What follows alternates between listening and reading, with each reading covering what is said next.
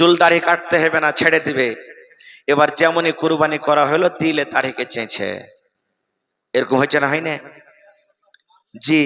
একটা আপনি নেকি নিলেন তো একটা যে গুনাহ হয়ে গেল রে ভাই, বড় গুনাহ হয়ে গেল। যে যখন ছেড়ে দিলেন, ওলামায়ে কেরাম বলছেন যে দাড়ি ছাড়া হলো ফরজ আর কুরবানি করা হলো সুন্নাতে মুআক্কাদা। তাহলে ফরজ আর সুন্নাতে মুআক্কাদাতে বুঝতে পারছেন?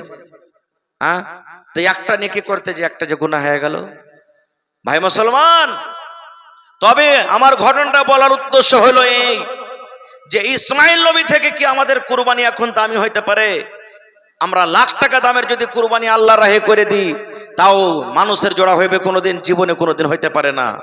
তো ইসমাইল নবীকে কুরবানি করতে গিয়ে যখন ইব্রাহিম নবীর ইয়াকারি করেননি, অহংকারী করেননি, তো আমরা 50,000, 20,000, 5,000, 10,000 টাকার জানোয়ারের কুরবানি করতে গিয়ে কেন আমরা ইয়াকারি করব? আল্লাহ রাসূল সাল্লাল্লাহু আলাইহি ওয়াসাল্লাম বলেছেন, যখন জিলহিজ্জা মাসের চাঁদ উঠে যাবে, তোমরা যখন চাঁদটা দেখে নেবে, যারা কুরবানি করার ইরাদা করেছেন, নবী আমার বলেছেন যে মানুষরা কুরবানি করার ইরাদা করেছি, সামনেবার কুরবানি করব, 10 তারিখে কুরবানি করব, হয়তো আগে থেকে জানোয়ার বাড়িতে আছে কিংবা জানোয়ার কিনেননি, কিনবেন, এখনো সময় আছে, নিয়াত করেছেন, ইরাদা করেছেন এই বছর আমি কুরবানি করব।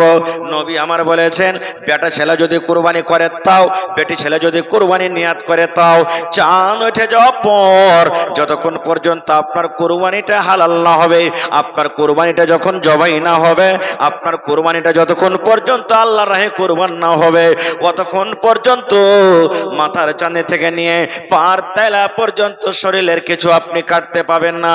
মাথার চুল কাটতে পাবেন না, মোচ কাটতে পাবেন না, দাড়ি কাটতে পাবেন না, বগল সাফ করতে পাবেন না, জেরে নাফের গোড়াতে যে চুলগালা হয়, চুলগালা আপনি সাফ করতে পাবেন না। আল্লাহর নবী বলেছেন, নখকুনি যদি আপনার বড় বড় হয়ে যায়, যতক্ষণ পর্যন্ত আপনি জানোয়ার জবাই না করবেন, অতক্ষণ পর্যন্ত আপনি কিন্তু এগুলা কাটিয়েন না, কারণ এটা সুন্নাত তারিকা। যদি আপনি কুরবানির পর কাটেন, আপনার নেকি হবে, আপনি নেকি পেয়ে যাবেন। মুসলমান তোরা হারস না ঈমান,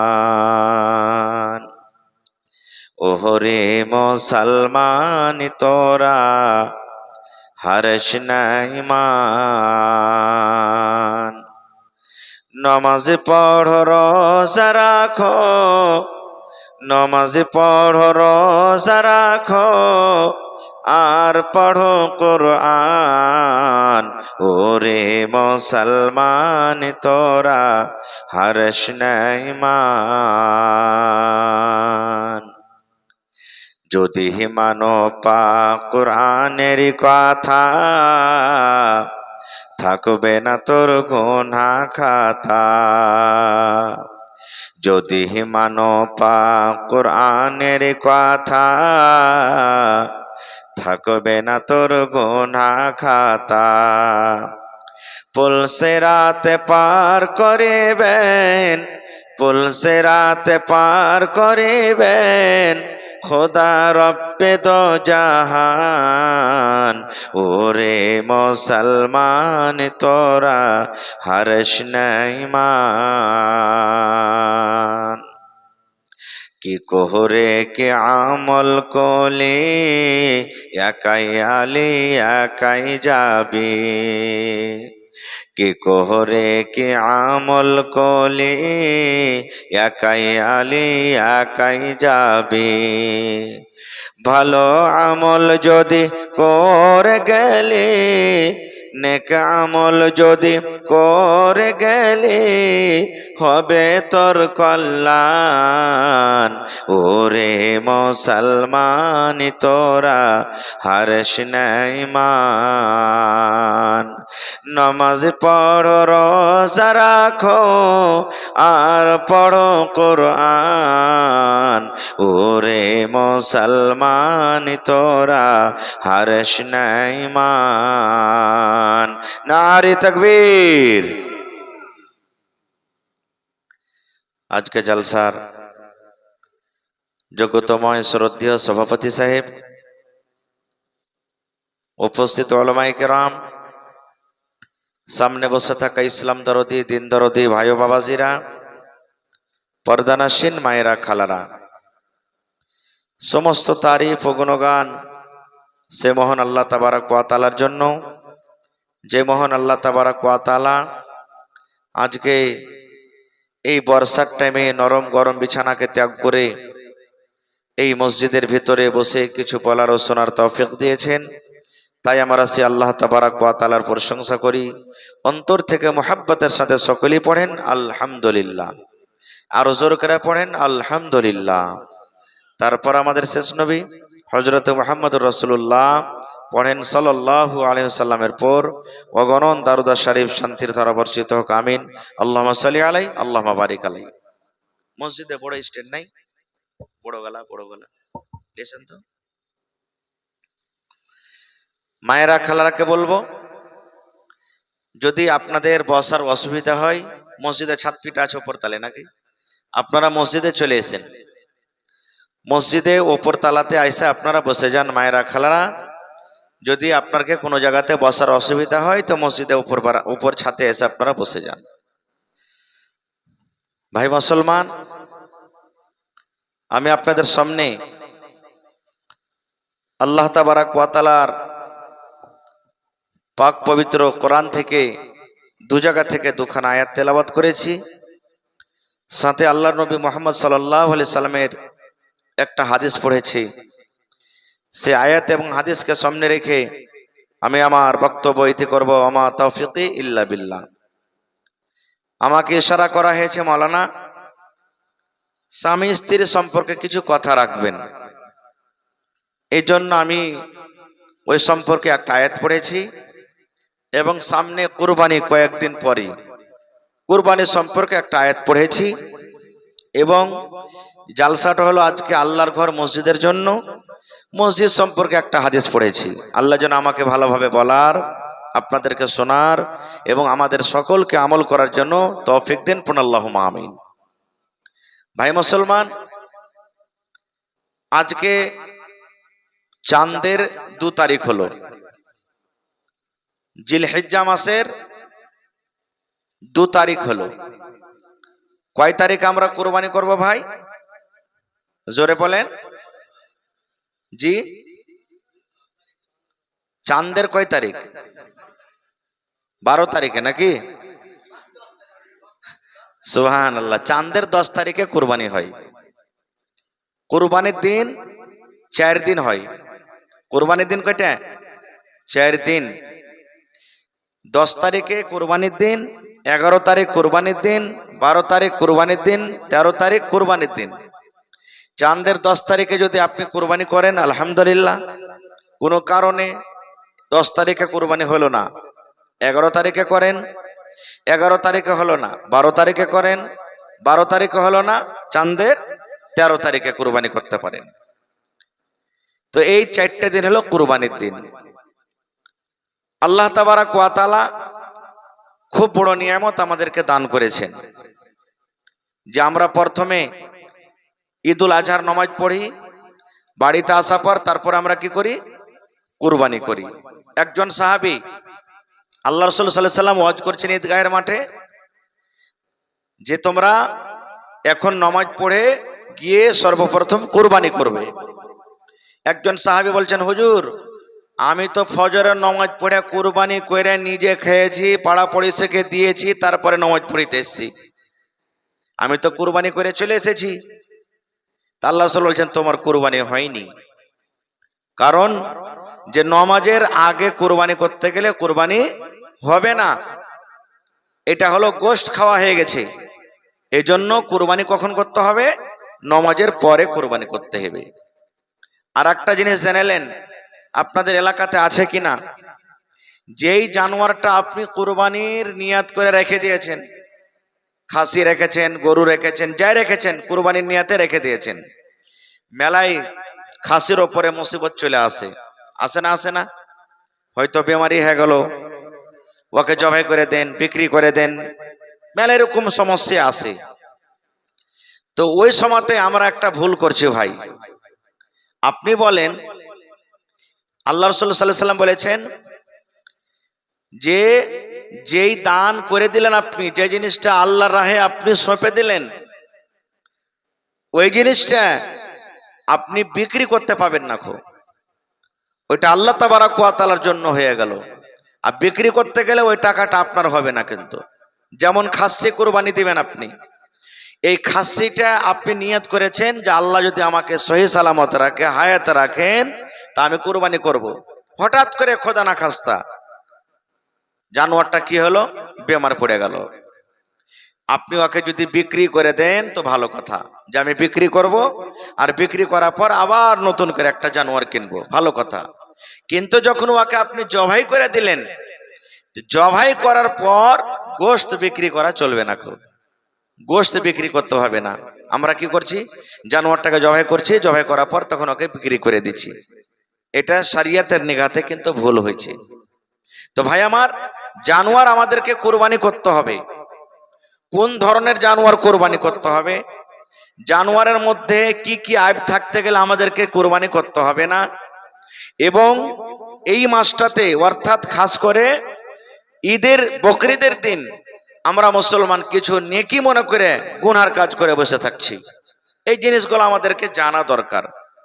যেমন নবী বলেছেন কি, রে আমার উম্মত, আল্লাহ রাব্বুল আলামিন গোটা বছরে 5 দিন রোজা রাখা আল্লাহ হারাম করে দিয়েছেন। গোটা বছরে 5টা দিন এমনই দিন আছে যেই দিনটাতে যদি আপনি রোজা রাখেন আপনার গুনাহ হয়ে যাবে, পাপ হয়ে যাবে। আপনি নেকি মনে করে রোজা রাখেন, যদি আল্লাহ রাব্বুল আমিনের নিকটে রোজা আপনার কবুল হবে না, গুনাহ হয়ে যাবে, পাপ হয়ে যাবে। কি কি 5টা দিন? এই যে একদিন হলো ঈদুল ফিতরের দিন, আমরা মুসলমান রোজা রাখি, রোজা রাখার পর আমরা ফিতরা আদায় করি, ফিতরা দেওয়ার পর আমরা যে ঈদের নামাজ পড়িতে যাই, নবী আমার বলেছেন, হে আমার উম্মত, ঈদের দিন নামাজ, ঈদের দিন রোজা রাখা চলবে না, রোজা রাখা হলো হারাম, কারণ সেটা হলো খাওয়া পিন্দার দিন। আর আল্লাহ রসুল বলেছেন, এই যে সামনে যে এখন আমাদের বকরিদের দিন চলে আসছে, চাঁদের 10 তারিখ, চাঁদের 11 তারিখ, চাঁদের 12 তারিখ, চাঁদের 13 তারিখ, এই 4 দিন রোজা রাখা চলবে না, হারাম। ঈদের দিন একদিন হয়ে গেল, এদিকে 4 দিন হলো, কয়দিন হলো? 5 দিন। 5 দিন রোজা রাখা চলবে না। খুব এইবারে এখানে একটা প্রশ্ন জাগছে, আপনাদের দিকে আছে কিনা জানি না, যে কত ভাই কত মা খালা বকরিদের দিন কিন্তু এক বেলা রোজা করে থাকে। শুনেছেন আপনারা? জানছেন এটা? এক বেলা রোজা করে থাকে। এক বেলা ফের কেমন রোজা জি ভাই? আমার মাওলানারা বসে আছেন, জিজ্ঞাসা করবেন। আপনি বলেন, রোজার দিনে আপনি ইফতারি করার জন্য 5 মিনিট 10 মিনিট আগে বসে গেছেন, আপনার সামনে সব কিছু রেডি আছে, বারবার ঘড়ি দিচ্ছেন আপনি যে আজকে 6টা বেজে 35 মিনিটে ধরেন ইফতারি আছে। তা আপনি যদি চাই না শুনে 6টা বেজে 30 মিনিটে ইফতার করেলেন, রোজা হবে? যারা বলেন রোজা হবে? রোজা হবে না। খুব তো যখন 6টা বেজে 30 মিনিট অর্থাৎ 5 মিনিট আগে যদি ইফতারি করেন, জেনে বুঝে রোজা না হয়, তো এইদিকে আপনি 10টার সময়তে, 11টার সময়তে, 12টার সময়তে কুরবানির গোশত একবারে পেট ভরে ভাত খেয়ে নিলেন, আর দিয়ে কইছেন আজ একটা রোজা হলো জীবত। এটা কেমন রোজা জি ভাই? এক বেলার কোনোদিন রোজা হয়? এক বেলা যদি আপনি রোজা করবেন, তা আল্লাহ তাবারাক ওয়া তাআলা গোটা মাসে 15 দিন দিয়ে দেন রোজা, যে ফজর থেকে নিয়ে মানে সুবহে সাদিক থেকে নিয়ে জোহর পর্যন্ত একটা রোজা হয়ে গেল, আর জোহরের পর মন মতন খেয়ে দিয়ে তখন ফের মাগরিব থেকে একটা রোজা হয়ে গেল। এরকম কি হয়েছে? হয় না। তাহলে বলবেন কি এটা? হ্যাঁ আছে। কি আছে? আল্লাহ রাসূল সাল্লাল্লাহু আলাইহি ওয়াসাল্লাম বলেছেন, হে আমার উম্মত, যখন তোমরা ঈদের নামাজ পড়িতে যাবে, নবী আমার ঈদের নামাজ যখন পড়িতে যেতেন, বিজোড় খাজুর নামাজ খেয়ে যেতেন, বিজোড় খাজুর খেয়ে নামাজ পড়িতে যেতেন। একটা খাইতেন, 3টা খাইতেন, 5টা খাইতেন, কিংবা 7টা 9টা খাইতেন। বিজোড় খাজুর খেয়ে নবীজি আমার ঈদের নামাজ পড়িতে যেতেন। এবার নবীজি আমার যখন বকরিদের নামাজ পড়িতে যেতেন, তখন কিন্তু নবী আমার কিছু খাইতেন না, একবারে এশারের আগে আগে যা খেয়েছেন ওইখানাতে নবী আছেন। ফজরের নামাজ পড়লেন, নামাজ পড়িতে চলে গেলেন। এবার নামাজ পড়ে নবীজি এলেন, সর্বপ্রথম কুরবানি করলেন।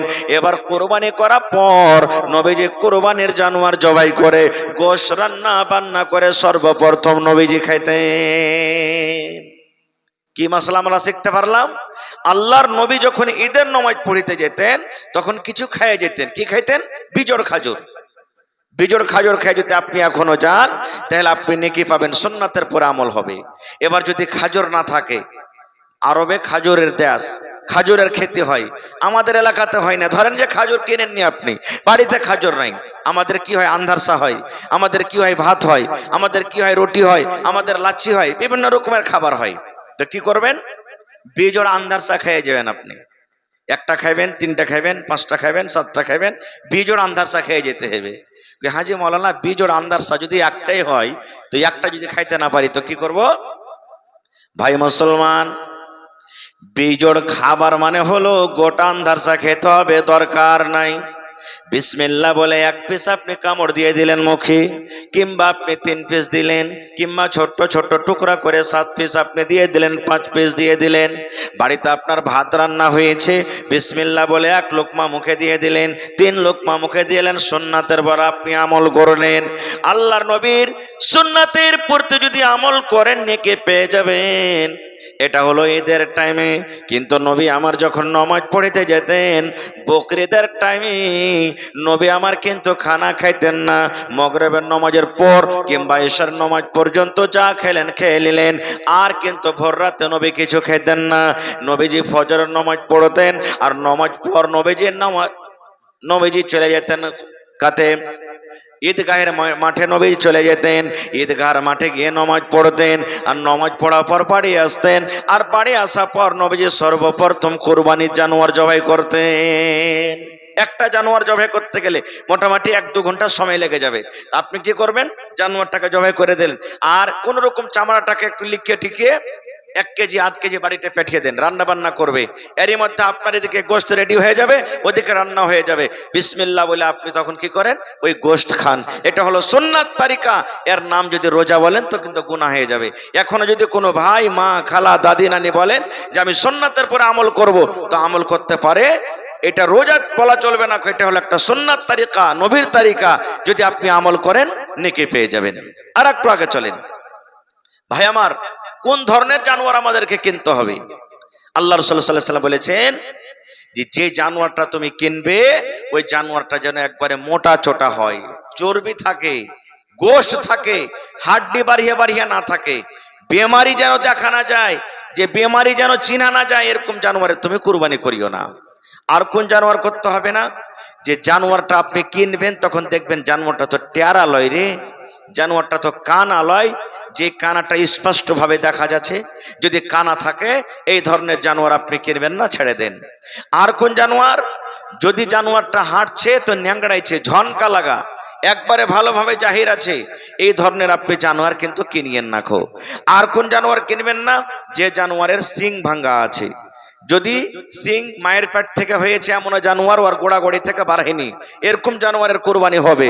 যার সিং বাড়ালছে কিন্তু ওপর থেকে মেলে জানোয়ারের সিং মানে খাপটা উঠে যায়, এই ধরনের জানোয়ারও আপনার কোরবানি হয়ে যাবে। তো এই ধরনের জানোয়ার আপনাকে কিনতে হবে। কেন? আল্লাহ তাবারাক ওয়া তাআলা বলছেন, আমরা মেলায় মানুষ কুরবানি করি, মা, খালা, ভাই, বহিন, বসে গেলাম রাস্তাতে, দোকানে বসে গেলাম, বাড়িতে বসে গেলাম, চায়ের দোকানে বসে গেলাম। আরে আব্দুর রহমান, তুই কুরবানি কিনেছিস রে ভাই? হ্যাঁ কিনেছি রে ভাই। কত টাকাতে কিনেছিস? এই 15,000 টাকাতে ভাই একটা খাসি কিনেছি। আরে সোলামান, তুই কুরবানি কিনেছিস? কিনেছি রে ভাই, 50,000 টাকাতে একটা গরু কিনেছি। এই করতে করতে তখন বলবে, ভাই তুই কিনেছিস কুরবানি? কইছে হ্যাঁ। কত টাকার? ধর খ্যাপা কাহেকার, বলিস না কিছু, গা ফাঁসটা আছে আমার ঘরে, আমার কে মতন জানোয়ার কাহারির নাই, খালি চরব চুইছে, খালি তেল চুইছে, চরবই চরব আছে জানোয়ারে। এই দেখেন কত মা খালা আছে, কুরবানি তো করবে, কিন্তু কি বলবেন জানেন? 2 জন 4 জন 5 জন মা খালা বসে গেলেন, আর বসার পর কি বলবেন জানেন? হাত তো টানাটানি আছে, জি বুবু কুরবানি করার এরাদাটা ছিল না, কিন্তু না করবো তা হাইবেলা হাঁটি ছেলে পেলে কার দুয়ারে তাকায় বেসে দে। এই দেখেন আল্লাহ রাব্বুল আলামিন কোরআনে বলেন এটা আমার কথা নয়। লাইয়ানালাল্লাহু লুহুমুহা ওয়ালা দিমাউহা ওয়ালাকিন ইয়ানালুহুত তাকওয়া মিনকুম। আল্লাহ রাব্বুল আলামিন বলেন, আরে দুনিয়ার মানুষ, লাইয়ানালাল্লাহু লুহুমুহা, তোমরা এই যে জানোয়ার জবাই করো, তোমাদের জানোয়ারে কত কেজি গোশত হবে, তোমাদের জানোয়ারের গোশত কেমন, তোমাদের জানোয়ারটা কোন ধরনের গোশত আছে জানোয়ারের ভিতরে, আল্লাহ রাব্বুল আলামিন বলেন এই গোশত আমার কাছে পৌঁছে না, এই মাংস আমার কাছে পৌঁছে না। ওয়ালা দিমাউহা, এবং তোমার জানোয়ারের ভিতরে যে রক্ত আছে, কত কেজি রক্ত আছে, কে কত কেমন রক্তটা আছে, এই রক্তর আমার কোনো দাম নাই, রক্ত আমার কাছে পৌঁছে না।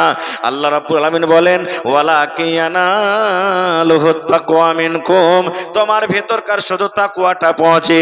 কোন নিয়তে তুমি কুরবানি করো, শুধু তোমার এই নিয়ত, তোমার ভেতরকার তাকওয়াটা আমার কাছে পৌঁছে, তাছাড়া তোমার কুরবানির গোশত এবং খুন আমার কাছে পৌঁছে না।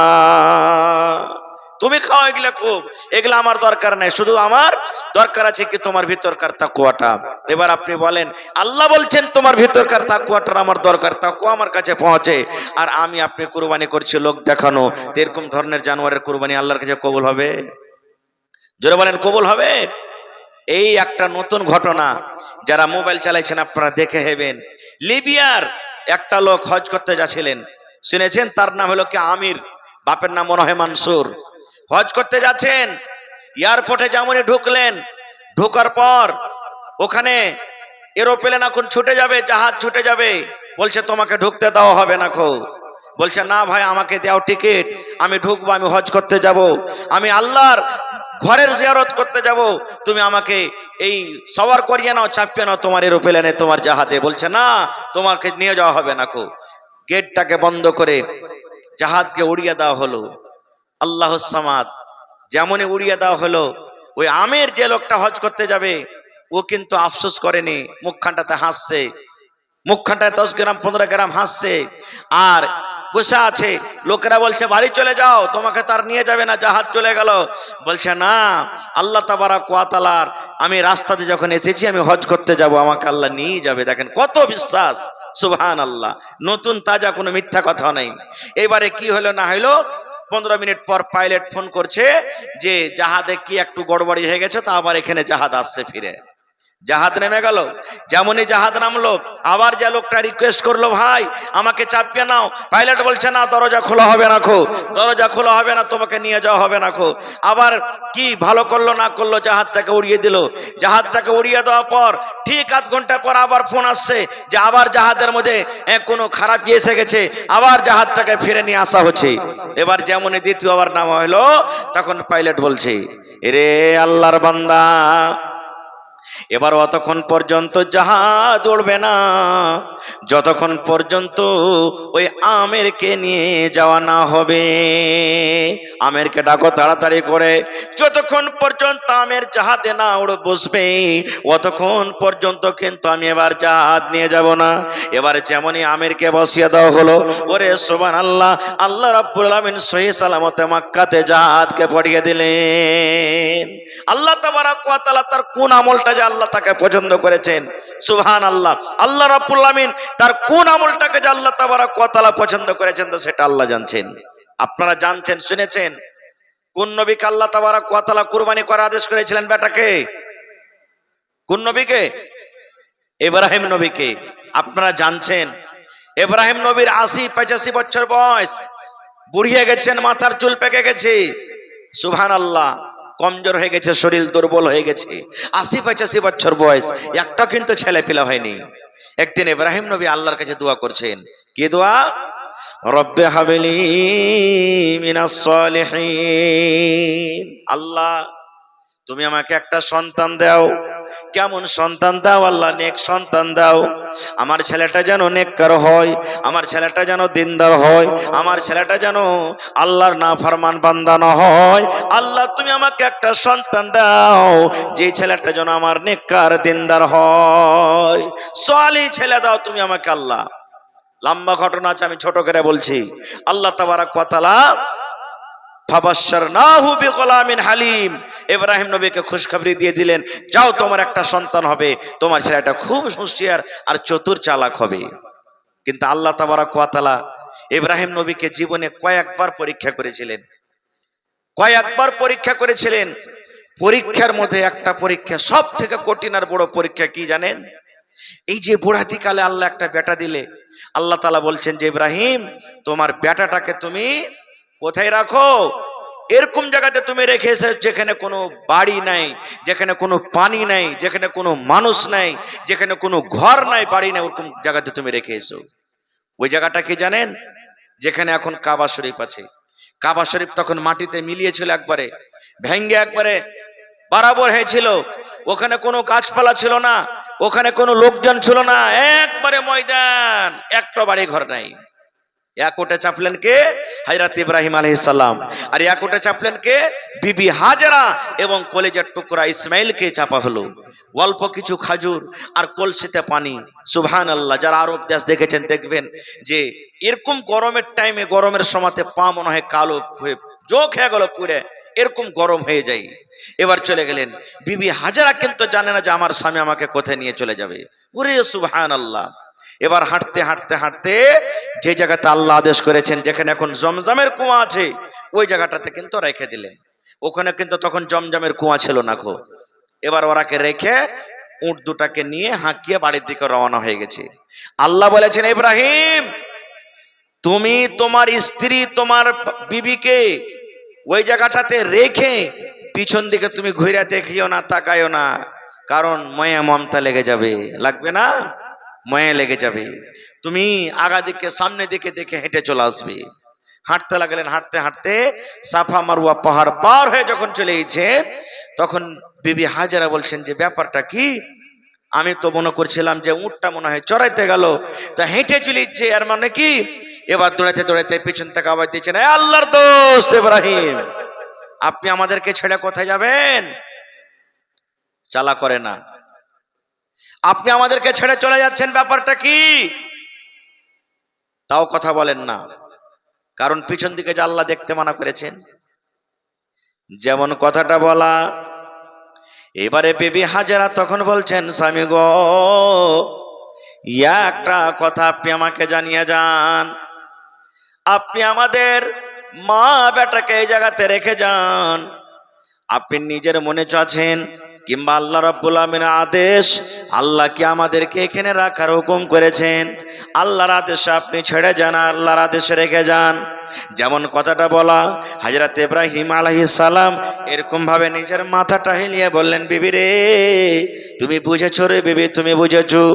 নিজের মনে আমি কোনো কাজ করি না, আল্লাহ রাব্বুল আমিনের আদেশে আমার কলেজার টুকরা সন্তান ইসমাইলকে এবং তোমাকে আমি ছেড়ে গেলাম। এই আমার মায়েরা, খালারা, বোনেরা শুনেন, যেমন কথাটা শুনলেন, আজকের জমানের যদি মা খালারা হতো, কত স্বামীকে কত গাল দিত, কত রকম কথা বলতো, মনটাকে ঝনমান করতো। কিন্তু ওরে সুবহানাল্লাহ, বিবি হাজেরা বলছেন, স্বামী গো, আপনি আমাদেরকে ছেড়ে যাবেন, আল্লাহর আদেশে চলে যান, আর আপনাকে বাধা দেব না, আপনাকে আর রুখবো না, আর আপনাকে কিচ্ছু বলবো না। যখন আল্লাহর আদেশে আপনি ছেড়ে যান, এখানে কোনো বাড়ি নাই, এখানে কোনো গা নাই, এখানে কোনো মানুষ নাই, এখানে কোনো পানি নাই, এখানে কোনো খানা নাই, এখানে কোনো লোকজন নাই। আল্লাহর হুকুমে যখন ছেড়ে যাচ্ছেন, তবে আল্লাহ রাব্বুল আমিন আমাদের হেফাজত করবেন। আল্লাহ খানার ব্যবস্থা করে দিবেন, আল্লাহ থাকার ব্যবস্থা করে দিবেন, আল্লাহ পানির ব্যবস্থা করে দিবেন, আল্লাহ মানুষের ব্যবস্থা করে দিবেন, আল্লাহ রাব্বুল আমিন সব ব্যবস্থা আমাদেরকে করে দিবেন। আমরা মা বেটা কিন্তু আর হালাক বরবাদ হব না। নারে তাকবীর। চলে গেলেন, বাড়ি চলে গেলেন। সুবহানাল্লাহ। এবার আল্লাহ রাব্বুল আলামিন আরেকটা পরীক্ষা করছেন। দেখেন, এক পরীক্ষা হলো যে তারাকে মাঠে ময়দানে রেখে এসো। এই আমার মায়েরা, খালারা, দেখেন ইব্রাহিম নবীকে আল্লাহ আবার পরীক্ষা করছেন। কি পরীক্ষা? আল্লাহর কোরআন বলেন, ফালাম্মা বালাগা মাহুস সাইয়া, যখন ইব্রাহিম নবীর বেটা ইসমাইল নবীর বয়স যখন 5 বছর, 6 বছর, 7 বছর যখন হয়ে গেল, ছেলে পিলে কখন বাপের সাথে পিছে পিছে দৌড়াই। 3 বছর, 4 বছর, 5 বছর বয়সে বাপ যেদিকে যাবে সেদিকে যাবে। দেখেন, এই ছেলেটা এখনো নিন পড়ে না। কেন? বাপ যেদিকে যাবে সেদিকে যাবে। ছোট ছেলে আল্লাহ বলছেন যখন ইব্রাহিম নবীর ছেলে কলেজার টুকরা ইসমাইল আব্বার সাথে চলাফেরার বয়সে যখন পৌঁছে গেল, 6 বছর 7 বছর বয়সে যখন পৌঁছে গেল, আল্লাহ রাব্বুল আমিন এবার ইব্রাহিম নবীকে স্বপ্ন দেখাচ্ছেন, ইব্রাহিম রে, তুমি তোমার কলেজার টুকরা ইসমাইলকে আমার রাহে তুমি কুরবানি করে দাও। যাও তুমি মিনার মাঠে নিয়ে চলে যাও, আর মিনার মাঠে যাওয়ার পর তোমার কলেজার টুকরা ইসমাইলকে আমার রাহে তুমি কুরবানি করো। আমার রাহে তোমাকে দুম্বা কুরবানি করতে হবে না, আমার রাহে তোমাকে উটের কুরবানি করতে হবে না, আমার রাহে তোমাকে ছাগলের কুরবানি করতে হবে না, আমার রাহে তোমাকে ছাগল বকরের কুরবানি করতে হবে না, আমার রাহে তোমাকে ভেড়া ভেড়ের কুরবানি করতে হবে না। আল্লাহ বলেন ইব্রাহিম 80-85 বছর বয়সে আমি তোমাকে যে একটা কলেজার টুকরা সন্তান ইসমাইল দান করেছি, ওই ইসমাইলকে তুমি আমার রাহে কুরবানি করে দাও। কত বড় আল্লাহর পরীক্ষা জি ভাই! দুনিয়াতে কোন এমন বাপ আছে যে নিজের বেটাকে কুরবানি করতে পারবে? যতই বাপ বেটাতে লড়াই ঝগড়া টেনশন হোক, বাপের যতই বেটাটা খারাপ হোক, কোনোদিন এটা মানুষ চাইবে না যে আমার বেটাকে আমি জবে করব। সুবহানাল্লাহ! কেমন আল্লাহর দিওয়ানা! আল্লাহ তাবারক ওয়া তাআলার হুকুমের পরে কেমন আমল করছেন দেখেন। ছুরি নিয়ে এলেন হাতে একটা, আর ছুরি নিয়ে সুন্দর করে তেজ করে এবার হাঁটতে শুরু করে দিলেন। কোথায়? মক্কা। মক্কা যেখানে তারাকে রেখে এসেছিলেন ওখানে চলে গেলেন। যাওয়ার পর তখন ইব্রাহিম নবী বেটা ইসমাইলকে ডাকছেন, আর ডাকা পর বাপ বেটাতে সল্লা করছেন, মাশওয়ারা করছেন। ভাইরে শুনেন কেমন মাশওয়ারা, কেমন সল্লা। ইব্রাহিম নবী বলছেন, ইয়া বুনাইয়া, হে আমার কলেজার টুকরা রে, হে আমার ধন, ইন্নী আরা ফিল মানামি আন্নী আসবাহুকা, এই আমার কলেজার টুকরা, আল্লাহর আদেশ হয়েছে বেটারে, আমি যেন স্বপ্ন দেখছি, আর স্বপ্নের মাধ্যমে আল্লাহ আমাকে আদেশ করছেন তুমি কুরবানি করো। বেটারে, আল্লাহর আদেশ হয়েছে, আমি স্বপ্নের মাধ্যমে আল্লাহ আমাকে ওহী করেছেন, দেখিয়েছেন যেন তোমার গলাতে আমি ছুরি দিয়ে জবাই করি। ও বেটারে, ফানজুর মাজা তারা, তুমি আল্লাহর রাহে কুরবানি হবে কি হবে না? আল্লাহর এই কথাটা মানবে কি মানবে না?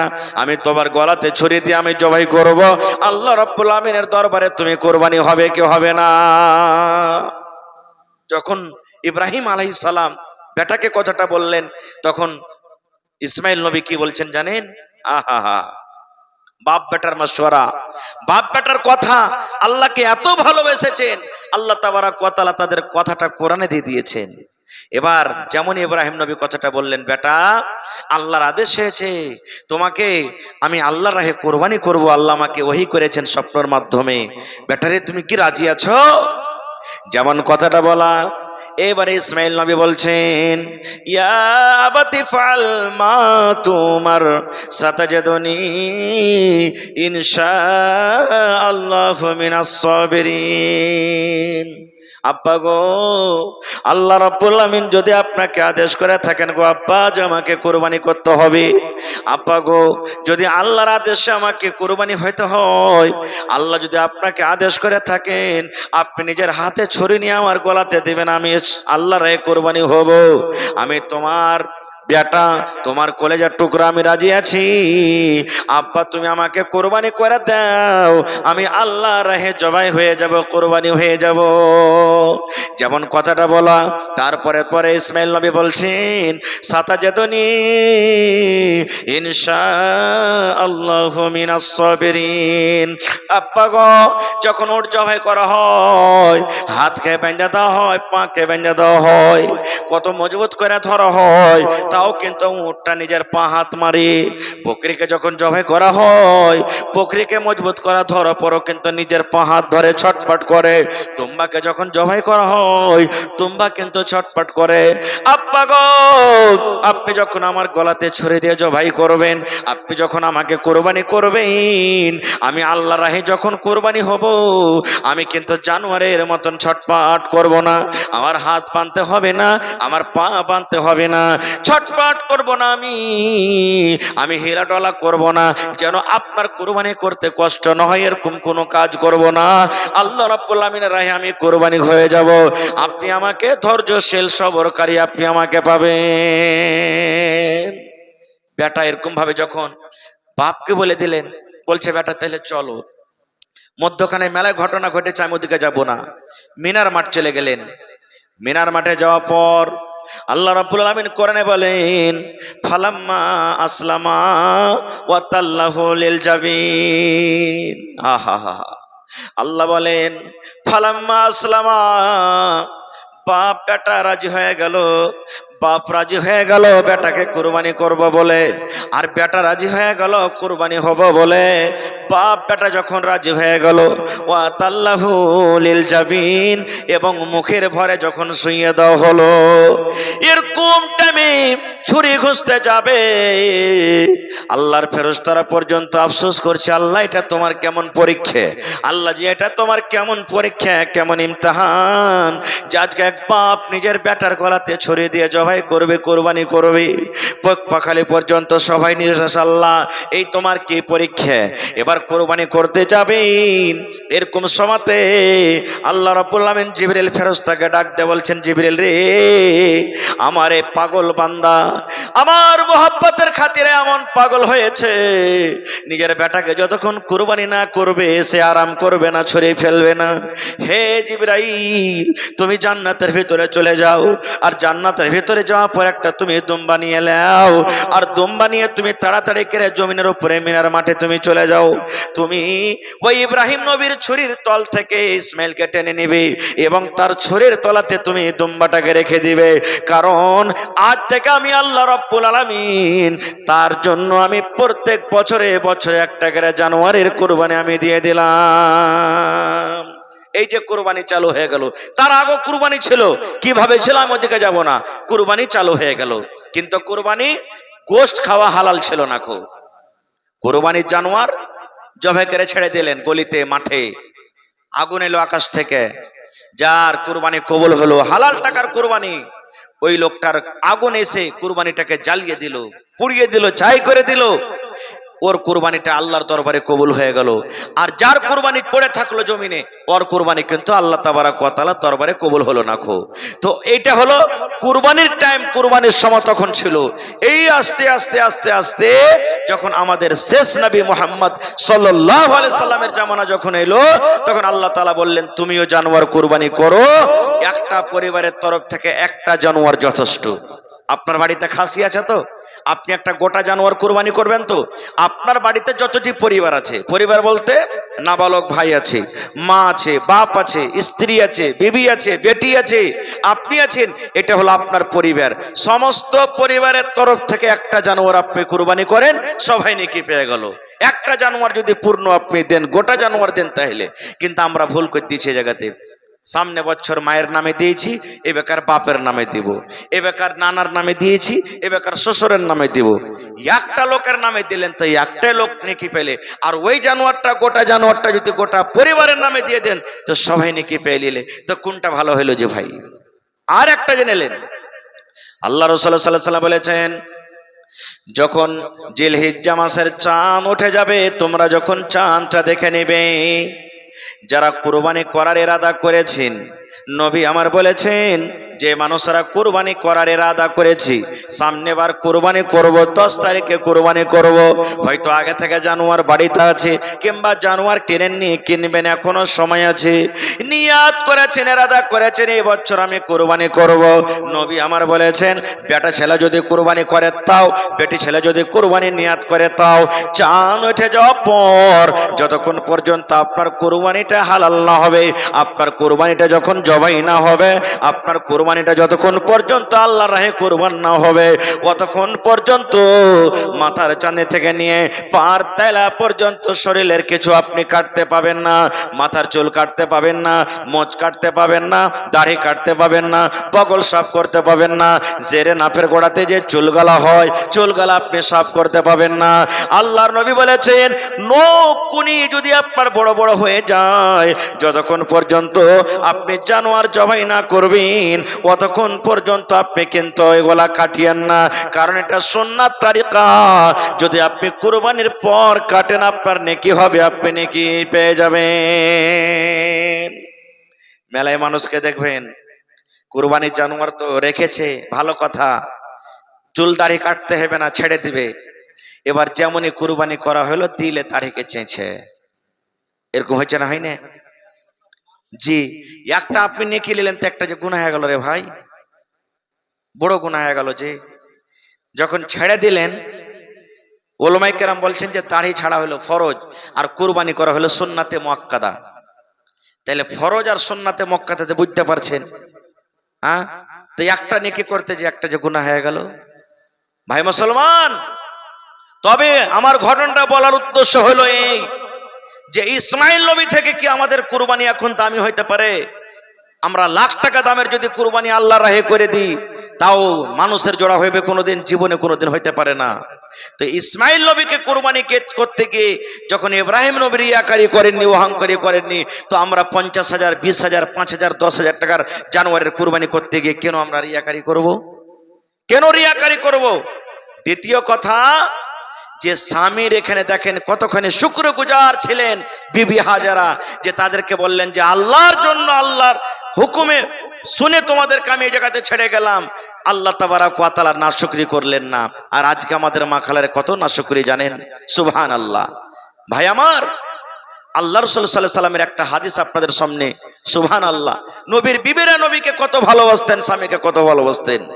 আবু সুফিয়ান রাদিয়াল্লাহু তাআলা আনহু তখন কিন্তু মুসলমান হয়নি, মুশরিক হয়েছিল। কে? আবু সুফিয়ান, এটা নবী সাহেবের শ্বশুর, নিজের শ্বশুর। মক্কা থেকে নিয়ে মদিনা গেছেন বেটি জামাইয়ের বাড়ি, মানে নবীজি শ্বশুর তো জামাইয়ের বাড়ি ঘুরতে গেছে, কোনো কামে কাজে গেছেন। আমাদের মতন নয়, বাড়িতে একবারে ঢুকে গেলাম তো গেলাম। অনুমতি চাইলেন আবু সুফিয়ান, অনুমতি চাইলেন বেটি জামাইয়ের বাড়ি ঢুকবে, তো অনুমতি দেওয়া হলো। ভিতরে গেলেন। ভিতরে যে আমরা যদি আমাদের বাড়িতে শ্বশুররা আসে তো আমাদের স্ত্রীরা কি তাকে বসতে জায়গা দিবে না? দিবে কি দিবে না? ভালো মতন বসতে দিবে, কুরসি দিবে, মেচে দিবে, খাট দিবে, চৌকি দিবে, ভালো জায়গাতে দিবে। নবী আমার ঘরে আছেন, নবীর স্ত্রী ঘরে, আবু সুফিয়ানের বেটি ঘরে আছেন। এবারে আবু সুফিয়ান ঘরে ঢুকলেন, বিছানায় বসতে যাবেন নবীজির। এবার বেটি কি বলছেন? আব্বা দাঁড়ান দাঁড়ান দাঁড়ান দাঁড়ান, একটু দাঁড়ান। দাঁড়িয়ে গেলেন। যেমনে দাঁড়িয়ে যাওয়া, এই আমার মায়েরা, খালারা, বোনেরা ভালো করে শোনেন হাদিসটা।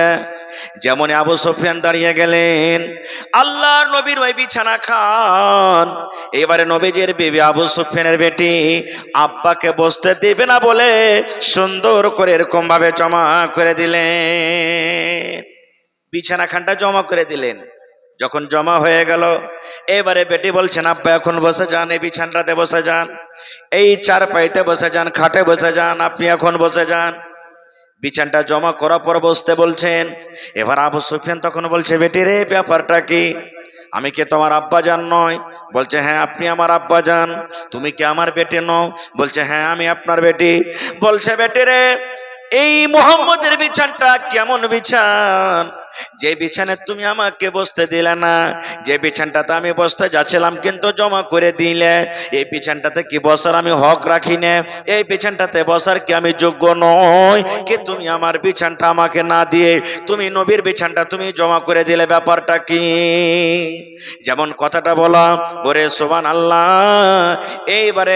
এবারে নবীজির স্ত্রী বলছেন কি, আবু সুফিয়ানের বেটি বলছেন, আব্বা গো আপনি আমার আব্বা হতে পারেন, আব্বা বলে আপনাকে সম্মান দেব, মান করব, কিন্তু আব্বা গো আমি আপনার বেটি হইতে পারি, আপনি আমার আব্বা হইতে পারেন, কিন্তু যেই বিছানটাতে আপনি বসতে যাচ্ছিলেন এটা কিন্তু ছোট কোনো মানুষের বিছান নয়, এটা হলো আখিরি নবী মুহাম্মদ সাল্লাল্লাহু আলাইহি সাল্লামের বিছান। এই বিছানে আপনার মতন লোক বসতে পারে না, কারণ আপনি তো মুশরিক হয়েছেন। আপনার মতো লোক এই নবীর বিছানে বসার কিন্তু হক রাখে না। নারে তাকবীর, সুবহানাল্লাহ। দেখেন এ আমার মায়েরা খালারা, ওই মহিলারা কেমন ছিলেন যে নিজের স্বামীর মান সম্মানটাকে কত বাড়িয়ে দিয়েছেন। আর আমাদের মা খালারা মান সম্মান কতটুকু বাড়াইছেন জানেন? যদি কোনো ভাই খালি নিজের স্ত্রীকে ঈদের সময় এখানটা খালি কাপড় দিতে না পারে, হয়ে গেল গোটা গায়ে ওর ইজ্জতকে মার্ডার করে দিবে। আছে না নাই? ই মিনসে ই খাইসটা ই খালে ভাড়ার বাড়িতে যেদিন থেকে আসছি বলে জীবনে সুখ শান্তি পাইল না। এরকম ঈদ বকরিদের দিনে খুশির দিনে এখানটা কাপড় গালিয়ে দিতে পারলে না গো। ভিতরকার যত আছে সব বুড়াই কিন্তু অপরের সামনে দিয়ে দিবেন। এ আমার মায়েরা খালারা, আল্লাহর নবী একদিন বসে আছেন, আর আল্লাহর নবীর স্ত্রী মা আয়েশা রাদিয়াল্লাহু তাআলা আনহা নবীর পাঞ্জরে বসে আছেন। আর ইয়াহুদির একটা জামাত নবীর কাছে এসেছে। ইয়াহুদি এইসা নবীকে সালাম দিচ্ছেন। আমি আপনাকে সালাম দিই, আপনি আমাকে সালাম দিবেন, তো কি বলবেন? আসসালামু, কি দিবেন? আসসালামু আলাইকুম। এবার ইয়াহুদি এসে নবীকে কি বলছেন? আসসালামু আলাইকুম। কি বলছেন?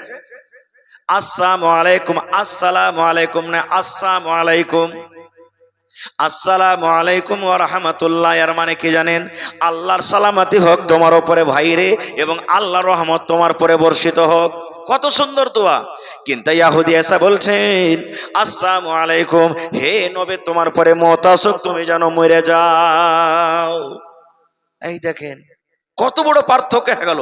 আসসালামু আলাইকুম, হে নবী তোমার পরে মওত হোক, তুমি মরে যাও। যেমন কথাটা বলা, দুনিয়াতে আল্লাহ রাব্বুল আলামিন যে মহিলা দিয়েছেন, নারী দিয়েছেন, স্বামীর কোনদিন অপর মানুষের সামনে বুড়াই দেখতে পারবেন না, বদনাম দেখতে পারবেন না। পারবে কি ভাই? পারবেন না। মায়েশা বুঝতে পারলেন ইহুদির জামাত, ইহুদির লোকেরা আমার নবীকে গাল দিচ্ছে রে, আমার চোখের সামনে, আমার সামনে আমার স্বামীকে গাল দিছি। আমার স্বামীকে দোয়া না দিয়ে বলছেন আসসালামু আলাইকুম, মানে তুমি মরে যাও, তোমার পরে মওত আসুক। যেমন কথাটা বলা, এইবারে মায়েশার কথাটা শুনি তার কিন্তু মন খারাপ হয়ে গেল। এবার বলছেন ইহুদি রে, ওয়া আলাইকুমুস সালাম ওয়া লাআনা, তুমি আমার নবীকে মরতে বলছো? আমার নবী কেন তোমার মরবে? তুমি মরো, তোমার পরে মওত আসুক, এবং তোমার পরে আল্লাহ রাব্বুল আমিনের গজব হোক। তুমি মরো, ওয়া আলাইকুমুস সালাম, তুমি মরো, তোমরা মরো, এবং আল্লাহনা, আল্লাহর গজব, আল্লাহর লানত তোমাদের পরে হোক। আমার নবী কেমন দয়ার নবীজি ভাই, সুবহানাল্লাহ। এত বড় নবীকে গাল দিয়ে বদদুয়া দিয়ে মায়েশা যখন জবাব দিলেন, তখন নবীজি বলছেন আয়েশা শান্তি হও, শান্তি হও, শান্তি হও। তখন মায়েশা বলছেন নবীজি কেমন শান্তি হব? আপনি কি দেখলেন না যে আপনাকে কত বড় বদদুয়া দিচ্ছে? নবী আমার তখন বলছেন আয়েশা রে, চিন্তা করো না রে আয়েশা, চিন্তা করো না, আমি উত্তর দিয়ে দিয়েছি। বলছেন নবী গো কেমন করে আপনি উত্তর দিলেন? বলছেন আয়েশা রে, যখন ও আমাকে সালাম দিয়েছে আসসালামু আলাইকুম, তখন আমি তাকে বলে দিয়েছি ওয়া আলাইকুম। এ ওয়া আলাইকুম শুধু বলে দিয়েছি। ওয়া আলাইকুম মানে তুমি যদি ভালো নিয়ত আমাকে দিয়ে থাকো তো তুমিও ভালো পাইলে, আর যদি তুমি মন্দ নিয়ত আমাকে দিয়ে থাকো তোমার দিকে মন্দটা ঘুরে চলে যাবে। এবার আপনারা জানেন শুনেছেন আমি দোয়া করব, দোয়া কবুল হইতেও পারে নাও পারে। আপনি দোয়া করতে গেলে কবুল হইতেও পারে নাও পারে, কিন্তু আমার নবী যদি দোয়া করেন আল্লাহ রাব্বুল আমিনের দরবারে কিন্তু দোয়া কবুল হয়ে যাবে। বিশ্বাস আছে? যারা বলেন বিশ্বাস আছে? নবীজি আমার একদিন জুম্মার দিনে, যেরকম কালকে জুম্মা, এরকম জুম্মার দিনে খুতবা দিচ্ছেন। আর খুতবা দিতে দিতে একটা লোক মসজিদে, একজন সাহাবী বলছেন হুজুর আল্লাহর দরবারে দোয়া করেন তো, ঘাস পাত সব শুকিয়ে গেল, পানির খুব দরকার আছে, ঘাস টাস কিচ্ছু নাই, খুব পানির দরকার, একটু পানি আল্লাহর কাছে চাহেন। নবীজি মিম্বারে দাঁড় হয়ে গেলেন, আর দাঁড় হয়ে দোয়া করলেন আল্লাহ পানি দাও। যেমনই নবী দোয়া করলেন, দোয়া শেষ হইতে না হইতে, খুতবা শেষ হইতে না হতে সুবহানাল্লাহ পানি কিন্তু ফুটতে শুরু হয়ে গেল, পানি বর্ষিতে শুরু হয়ে গেল। এমন জোর জোর করে পানি শুরু হয়ে গেল, সাহাবাই কেরাম বলছেন আমরা বাড়ি মনে হয় যেতে পারবো না, এরকম হয়ে গেল। এবার কোন রকম সাহাবার দল বাড়ি গেলেন নামাজ পড়ে। পানি হইতে আছে কতদিন হলো, শুক্রবারে দোয়া করলেন, শুক্রবার পানি হলো, শনিবার পানি হলো, রবিবার পানি হলো, সোমবার পানি হলো, মঙ্গলবার পানি হলো, বুধবার পানি হলো, বৃহস্পতিবার পানি হলো, আবার সামনে শুক্রবার কিন্তু পানি হয়ে চলে যায়। এবার বলেন আপনাদের এলাকাতে, আমাদের এলাকাতে যদি 24 ঘন্টা ঝমঝম করে পানি হয়, খাল বিল যত রাস্তা পথ আছে পানি জমা হবে না? হবে না? বোঝে যাবে পানি। 8 দিন পানি হওয়ার পর আবার জুম্মার দিন যখন চলে এসেছে, তখন ওইটাই সাহাবী যে গত জুমাতে বলেছিলেন, কিংবা অন্য সাহাবী বলছেন, নবী গো, এমন পানি হয়েছে গো দয়ার নবী, এমন পানি হয়েছে, ঘাস পাত যা ছিল সব ডুবে গেছে গো নবীজি, আর পানির দরকার নাই। এখন আল্লাহর নবীর দরবারে দোয়া করে দিন, আল্লাহ রাব্বুল আমিন যেন এই পানিটাকে বন্ধ করে দেয়। নবী আমার আবার হাত তুলে দিলেন ওই মিম্বারে দাঁড় হয়ে হয়ে, আবার যেমনই পানি বন্ধ করার দোয়া করলেন, দোয়া করতে না করতে সঙ্গে সঙ্গে পানি বন্ধ হয়ে গেল। এবার নবী বলছেন, আয়েশা রে, আমি ওয়ালাইকুম বলে দিয়েছি ইহুদিরাকে, যদি আমাকে ভালো নিয়াতে যদি সালাম দিয়া থাকে, ওয়ালাইকুম মানে ওই দোয়াটা তার দিকে ঘুরে গেল, কতখানি পূর্ণ নেকি পেয়ে গেল, পূর্ণ বদলা পেয়ে গেল। আর যদি মন্দ নিয়াতে আমাকে সালাম দিয়ে থাকে, তার মন্দ কিন্তু তার দিকে ঘুরে চলে গেল। এই দেখেন, বলার উদ্দেশ্য হলে এই যে মা আয়েশা রাদিয়াল্লাহু তাআলা আনহা নিজের স্বামীর মান সম্মান কতটুকু করতেন। আর একটু আগে চলেন, আমার কাছে একটা বই আছে সুনহেরি কিরনি, ওর মুসান্নিফ হলো কি আব্দুল মালিক মুজাহিদ। উনি একটা ঘটনা লিখছেন। কি ঘটনা? যে আল্লাহ রাসূল সাল্লাল্লাহু আলাইহি ওয়াসাল্লামের জামানাতে একটা ইয়াতিম বাচ্চা ছিল, বাপ নাই, ইয়াতিম বাচ্চা। ভালো করে ঘটনাটা শুনবেন। ওর একটা খাজুরের বাগান ছিল, গাছ ছিল। এবারে পাঁচজনে কিন্তু একটা ধনী লোকের গাছ ছিল, মানে বাগান ছিল। এবার ছেলেটা মনে করলো যে বাতাস যখন চলে তো হয়তো আমার খাজুর কিছু ওর দিকে চলে যাবে, ওর খাজুর কিছু আমার দিকে চলে আসবে, তো আমি একটা মধ্যখানে বাউন্ডারি করে দেব, দেওয়াল করে দেব, যেন ওর খাজুর ওর দিকে থাকে, আমার খাজুর আমার দিকে থাকে। এবার কিন্তু বাউন্ডারি শুরু করেছে, দেওয়ার শুরু করেছে। এই করতে করতে করতে ধনী লোকটার একটা খাজুর কিন্তু এর দিকে কিন্তু একটু কাইট হয়ে গেছে, চলেছে যে একটা গাছ। ছেলেটা ইয়াতিম বাচ্চাটা বলছে, ভাই তুমি খাজুরের গাছটা আমাকে দিয়ে দাও না, দেখো দিলে কিন্তু খুব ভালো হবে, তোমার গাছটা আমার দিকে চলে এসেছে। বলছেন না, তোমাকে দেওয়া হবে না। বলছে এক কাজ করো, ফ্রিতে না দিবে তো টাকাতে দিয়ে দাও। বলছে না, আমি বিক্রি করবো না। কত বুঝাইলেন কিন্তু বুঝলে না। ইয়াতিম বাচ্চাটা চলে গেলেন কার কাছে? নবী মুহাম্মদ সাল্লাল্লাহু আলাইহি সাল্লামের দরবারে চলে গেলেন। যেমন আজকে বসে বসে জালসা শুনছেন, সাহাবায়ে কেরামও নবীর পাঞ্জরে ওই টাইমে কিন্তু বসেছিলেন। ইয়াতিম বাচ্চাটা বললেন, হুজুর, আমার পড়োশিতে আমার জমিনের পাশে একটা ধনী লোকের বাগান আছে, আমি ইচ্ছা করলাম যে আমি একটা দেওয়াল করে দেব, বাউন্ডারি করে দেব, কিন্তু ওই ধনী লোকটার একটা গাছ আমার দিকে চলে এসেছে।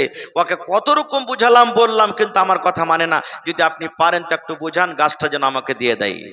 নবী আমার এবারে তাকে বলছেন, রে আল্লাহর বান্দা, ইয়াতিম বাচ্চাটাকে ঠিক বলছে। বলছে জি। আল্লাহর নবী বললেন, এই আল্লাহর বান্দা, তুমি ইয়াতিম বাচ্চাটাকে গাছটা দিয়ে দাও। বলছে না, আমি দেব না, আমার গাছের দরকার আছে। নবী আমার বললেন, এক কাজ করো, টাকাটা তুমি নিয়ে গাছটা দিয়ে দাও, গাছটা তার কাছে তুমি বিক্রি করে দাও, যা গাছের দাম হবে তুমি পেয়ে যাবে। বলছেন না, আমি গাছটাকে বিক্রি করব না। এই করে করে নবীজি শেষের বেলাতে বলছেন, হে আল্লাহর বান্দারে, যদি তুমি ইয়াতিম বাচ্চাটাকে গাছটা দিয়ে দাও, আমি নবী জামিন হয়ে গেলাম, গ্যারান্টার হয়ে গেলাম, কিয়ামতের দিন এই দুনিয়াতে খাজুরের একটা গাছের বিনিময়ে, দুনিয়াতে খাজুরের একটা গাছের বদলাতে আল্লাহ রাব্বুল আমিন জান্নাতে তোমাকে একখানা গাছ দান করবেন। এই আল্লাহর বান্দা, তুমি খাজুরের গাছটা দিয়ে দাও, এই খাজুরের গাছের বদলাতে আল্লাহ তোমাকে একটা জান্নাতে কি দান করবেন? গাছ দান করবেন। যেমন কথাটা বলা, বলছেন না, আমার দরকার আছে গাছটার, আমি বিক্রি করব না। আবু দাহদা রাদিয়াল্লাহু তাআলা আনহু একজন সাহাবী মজলিসে কিন্তু বসেছিলেন। কথাটা শুনে গতরে রোঁয়া কিন্তু তার খাড়ো হয়ে গেছে। বলছে, হাইরে কপাল পোড়া তুই রে, হাইরে হতভাগা মানুষ তুই রে, সামান্য একটা দুনিয়ার গাছের বদলাতে জান্নাতের গাছ পাওয়া যাবে, তাও তুই ইনকার করছিস।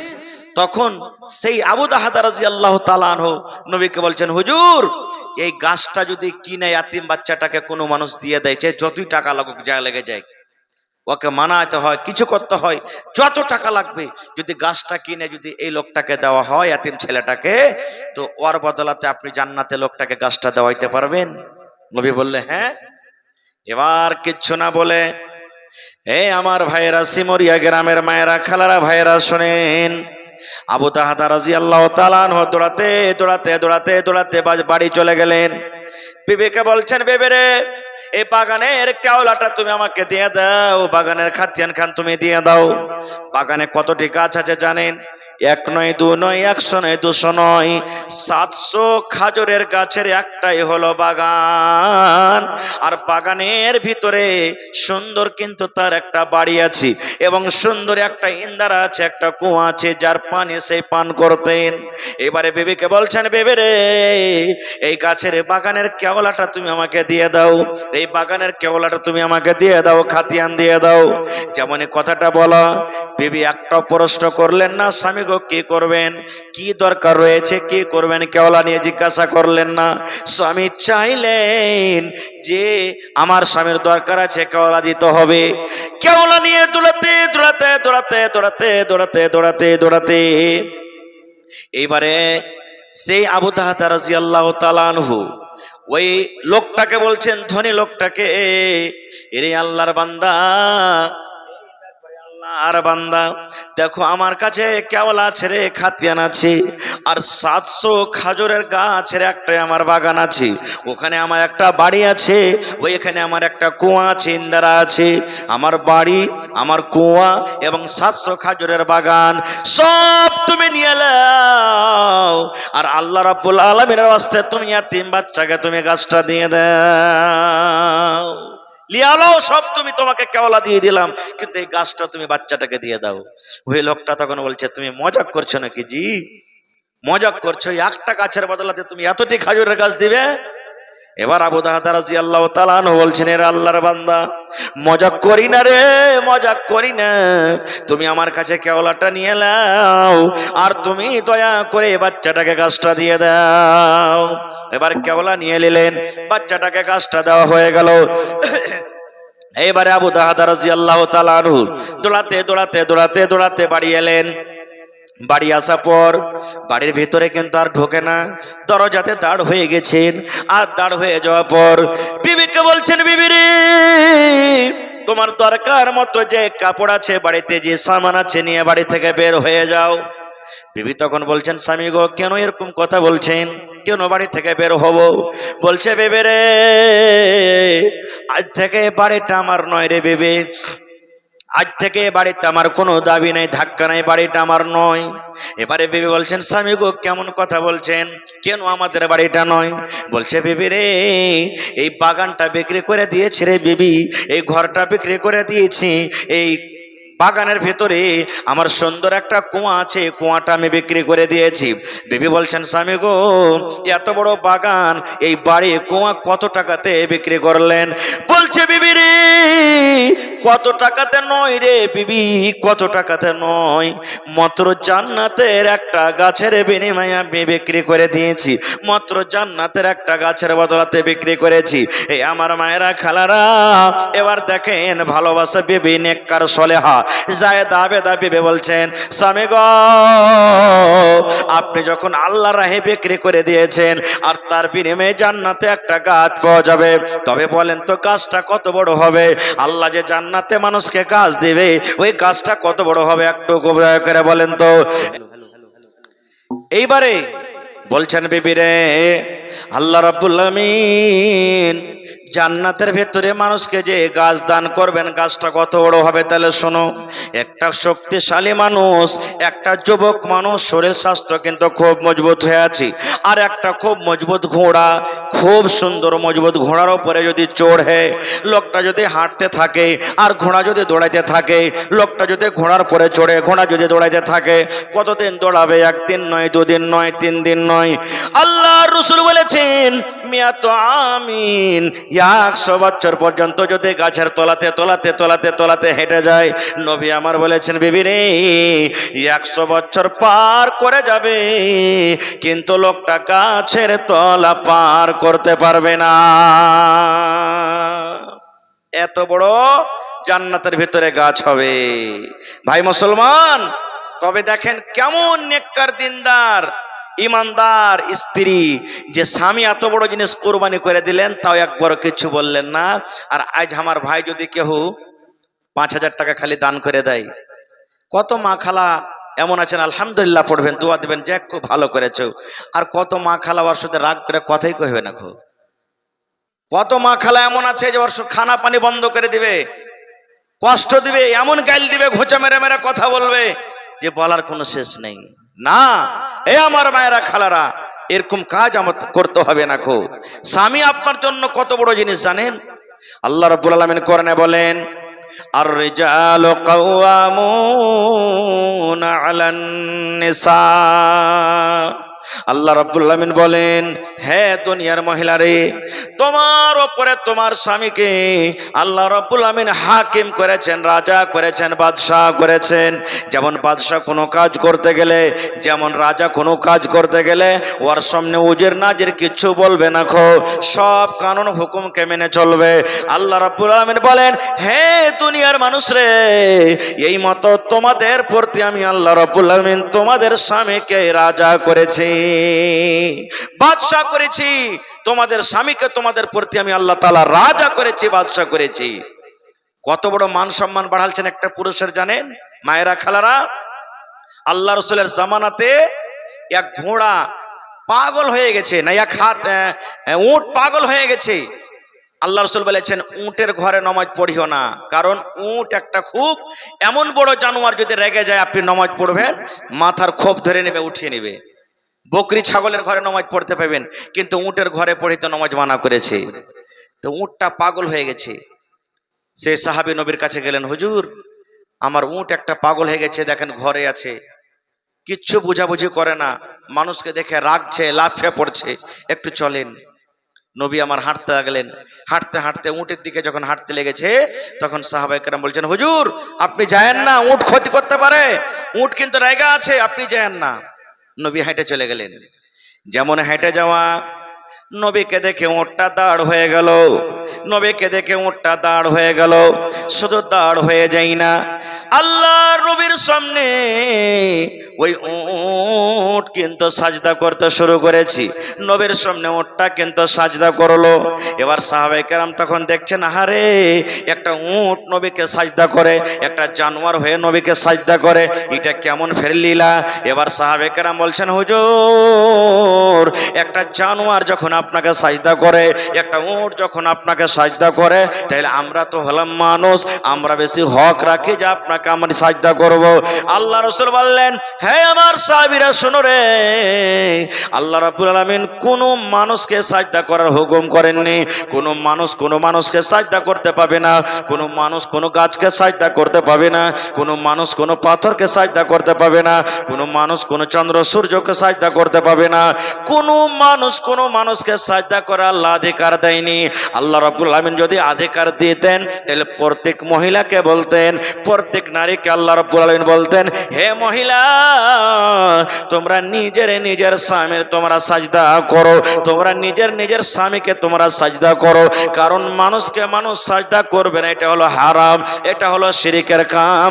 এই জন্য আল্লাহ রাব্বুল আলামিন কোন মানুষকে সাজদা করতে পাবে না, হারাম করে দিয়েছে। কেন বললাম হাদিসটা? এই জন্য বললাম যে আল্লাহ তাবারক ওয়া তাআলা একটা পুরুষের মান সম্মান কতটুকু বাড়িয়ে দিয়েছেন। সুবহানাল্লাহ। আজকে সেই মান সম্মানটা আমার মায়েরা খালারা কিন্তু মাটিতে মিশিয়ে দেয়। আল্লাহ রাসূলের জামানাতে এক বাপ চলে এসেছেন নবীর কাছে, আসার পর বলছেন, হুজুর আমার বেটির আমি বিয়ে দিব, কিন্তু আমার বেটি ইনকার করছে, না আমি আব্বা বিয়ে করব না। নবীজি বললেন, তোমার বেটিকে এনেছো? বলছেন না। বলছে, যা তোমার বেটিকে নিয়ে এসো। তারপর আর দিন বেটিকে সাথে করে নবীর দরবারে চলে গেলেন। আল্লাহ রাসূল সাল্লাল্লাহু আলাইহি ওয়াসাল্লাম বললেন, হে আল্লাহর বান্দে রে, তোমার আব্বা নাকি তোমার বিয়ে দেবে, আর তুমি ইনকার করছো, কারণটা কি? এবার সে মেয়ে ছেলে বলছেন, হুজুর আমার আব্বা জান আমার বিয়ে দিবে, কিন্তু আমি রাজি নাই। তবে বিয়ের আগে আমি একটা আপনার কাছে জানতে চাই, একটা প্রশ্ন করব।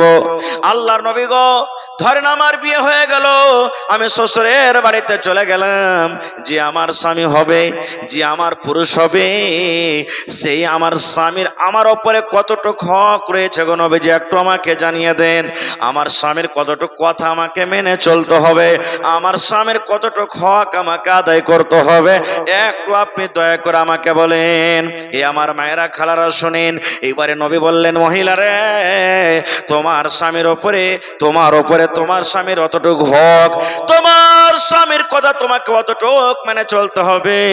তোমার স্বামীর যদি শরীরে, তোমার স্বামীর গায়ে যদি ফোট হয়ে যায়, ঘা হয়ে গেছে, ফোট হয়ে গেছে, ঘাটা পেকে গেছে, ফোট পেকে গেছে, রক্ত বইছে, খুন বইছে, এরকম সময়তে যদি তোমার স্বামী তোমাকে বলে, এ আব্দুল্লাহর মা, এ হালেমার মা, খালেদার মা, জায়েদার মা, আমার ফোটটা পেকে গেছে বেবে রে, তুমি এই ফোটটাকে তুমি সাফ করে দাও। কি দিয়ে সাফ করবে? তুলা দিয়ে সাফ করতে হবে না, কাপড় দিয়ে সাফ করতে হবে না, পানি দিয়ে সাফ করতে হবে না। আল্লাহ রাব্বুল আমিন তোমাকে জিহ্বা দিয়েছে, মুখ দিয়েছে, এই জিহ্বা দিয়ে চেটে চেটে চেটে তুমি সাফ করে দাও।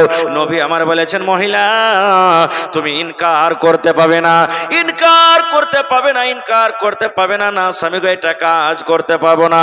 তোমার স্বামী যদি তোমাকে বলে তোমাকে জিহ্বা দিয়ে চেটে চেটে সাফ করতে হবে, এতটুকু হক রয়েছে তোমার উপরে তোমার স্বামীর। শুধু তা নয়, আল্লাহ রাসূল আরো বলেছেন, হে মহিলার দল, তুমি ভাত রান্না করছো কিংবা তুমি রুটি তৈরি করছো, তুমি সবজি তৈরি করছো, তুমি রুটি করছো, ভাত তুমি তৈরি করছো, তোমার স্বামী হাট থেকে, তোমার স্বামী বাজার থেকে, তোমার স্বামী স্কুল মাদ্রাসা থেকে, তোমার স্বামী দোকান থেকে, তোমার স্বামী মাঠ থেকে বাড়িতে ঢোকা পর যদি তোমাকে বলে, বিবি রে তুমি আমাকে এক গ্লাস পানি দিয়ে দাও, বিবি রে তুমি আমার পাঞ্জরে একটু বসো, কিংবা তুমি পাখাটা আমাকে একটু ঝুলিয়ে দাও, কিংবা বিবি রে ঘরের দিকে তুমি চলো। আল্লাহ নবী বলেছেন, মহিলা যদি তুমি ভাত রান্না করো, রুটি হয়ে গেছে, হাতটা বাড়িয়ে দিয়েছো, হাত বাড়িয়ে দিয়েছো, রুটি উঠিয়ে নিবে, এরকম টাইমে এরকম সময়তে যদি তোমার স্বামী তোমাকে ডাক দেয়, তোমার স্বামী তোমাকে যদি ডাক দেয়, ইশারা করে, তুমি রুটি ছেড়ে দাও, তুমি ভাত ছেড়ে দাও, তুমি তরকারি ছেড়ে দাও, তুমি তাড়াতাড়ি করে তোমার স্বামীর কাছে তুমি চলে যাও। এতটুকু হক রয়েছে তোমার উপরে তোমার স্বামীর। কিন্তু সুবহানাল্লাহ, মা খালার অবস্থা কি? ভাইয়েরা যদি তেতেমেতে একটু বাড়িতে আসে আর মা খালারা কোনো কাম কাজ করে, আসা মাত্রই যদি বলে যে এক গ্লাস পানি গেলা দাও, তো জি মনে হয় কলেজা শুকিয়ে গেল, আর হাঁটতে পারি না, ছরত চলে না খো।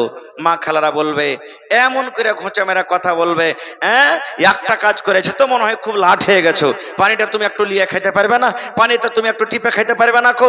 এরকম ভাবে কত রকম আমার মায়েরা খালারা ঝনকা দিয়ে দিয়ে কথা বলবে। না মায়েরা খালারা, এরকম কথা কিন্তু আপনাদেরকে বলতে হবে না।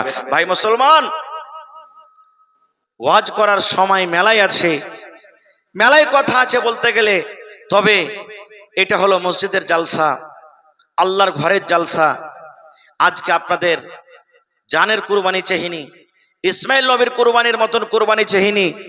আজকে আমি আপনাদের সামনে আবু তাহাদা রাদিয়াল্লাহু তাআলা আনহু যেইভাবে নিজের সমস্ত খাজুরের বাগানকে আল্লাহ রাহে দিয়ে দিয়েছেন, ওই মতো আমি কুরবানি চাহিনি। তবে আল্লাহর ঘরের জন্য দেখি আপনার হাইসিয়াত মোতাবেক শক্তি হিসাবে কোন আল্লাহর বান্দা এমন আছেন, দেখতে পাচ্ছি মসজিদে পালাস্তারের কাজ কিন্তু বাকি আছে, 100 সেফটি বালু কেউ দান করতে পারবেন? কোন আল্লাহর বান্দা আছেন? এক গাড়ি বালি হয় টাকা দেবেন, না হলে এক গাড়ি বালু কিনে দিয়ে দিবেন। আছেন আজকে কোন আল্লাহর বান্দা? দেখি কোন আল্লাহর বান্দা আজকে এমন আছেন 10 বড়া সিমেন্টের দাম দিতে পারবেন? কেউ 15 বড়া দিবেন, কেউ 20 বড়া দিবেন। কিংবা আল্লাহ তাবারাক ওয়া তাআলা মানুষকে খুব ভালো রেখেছেন যে মাওলানা মোটামুটি যদি 50 বড়া সিমেন্ট লাগে, একাই আমি দিয়ে দেবো সিমেন্ট, এরকম কেউ আছেন? মাওলানা বালি যা লাগবে প্লাস্টার করতে আমি একাই দিয়ে দেব, এরকম কেউ আছেন? মাওলানা মিস্ত্রি খরচা যা লাগবে আমি একাই দিয়ে দেব, মাওলানা লেবার খরচা যা লাগবে আমি একাই দিয়ে দেব, এরকম কেউ আছেন আল্লাহর বান্দা? আজকে দেখি আল্লাহ তাবারাক ওয়া তাআলা মাকে দিয়েছেন, ধান দিয়েছেন, খুবই